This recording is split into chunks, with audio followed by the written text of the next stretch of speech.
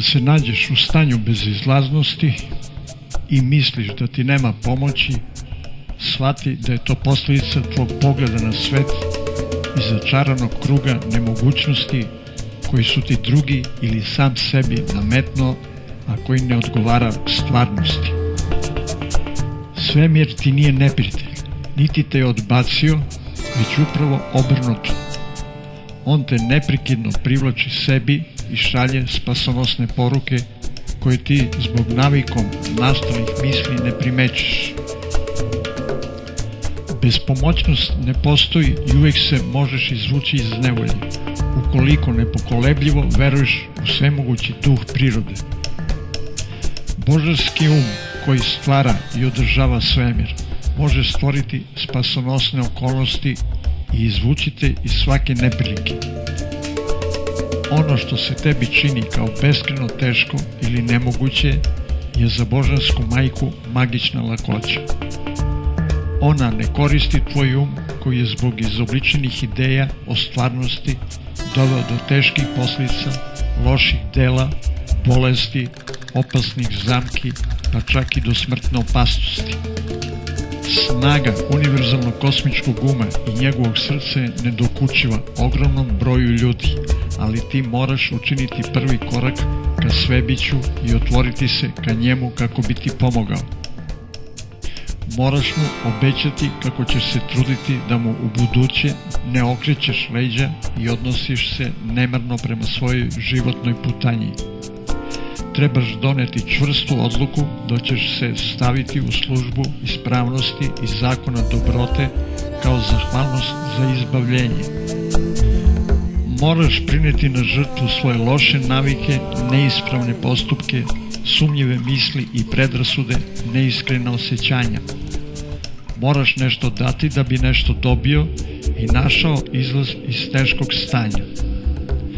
Neprekidno trebaš tražiti pomoć od duha prirode sve dok ne nadjačaš loše uticaje koji su te doveli do nevolje. Svakog trena je moguće izmeniti svoju sudbinu ako to zaista želiš. Kosmički je čarobnjak. Gledaj da to uvijek imaš u vidu. Nemoj svojim mislima ometati njegovu pomoć.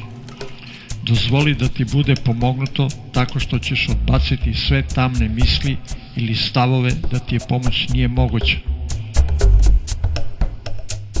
Sve je moguće ako si porušio ograde kojima si se zatvorio u kavez neznanja i ograničenja. Moraš koristiti molitvu kako bi razbio svoju gordost i predao se izbavitelju. Morat ćeš sebi priznati da si samo deo sveopšteg beskrajnog okeana svesti. Tada će te Božanska majka zanjihati kao svoju bebu, jer ti upravo to i jesi.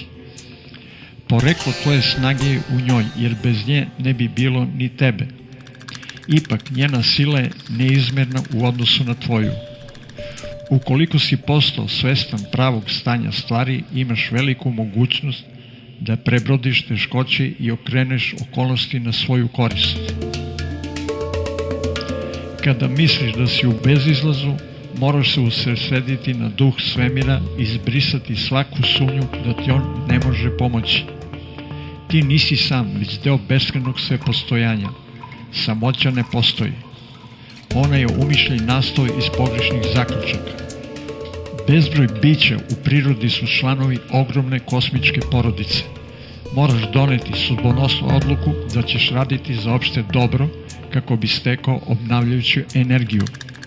Ovaj svet računa i brine o tebi, ukoliko nisi razoran po njega.